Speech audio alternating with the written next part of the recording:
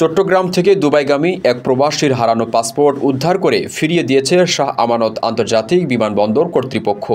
Passport হারিয়ে যাওয়ার ফলে সম্প্রতি তার দুবাই যাত্রা বাতিল করতে হয়েছিল। পাসপোর্ট ফিরে পাওয়া ওই যাত্রীর নাম মোহাম্মদ তোফাজ্জল হোসেন। তিনি চট্টগ্রামের বাঁশখালী উপজেলার বাসিন্দা এবং দুবাই প্রবাসী।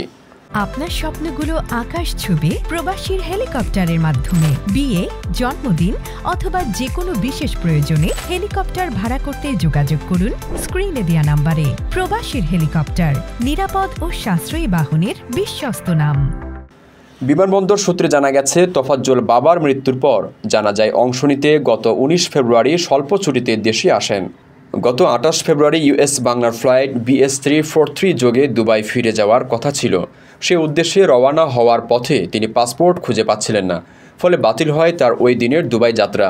এ বিষয়ে তোফাজ্জল বিমানবন্দরের নিরাপত্তা শাখায় যোগাযোগ করলে কর্তৃপক্ষ সিসিটিভি ফুটেজ যাচাইসহ অন্যান্য আনুষঙ্গিক তদন্ত ও যাচাই বাছাই শেষে তার পাসপোর্টটি উদ্ধার করতে সক্ষম হয়।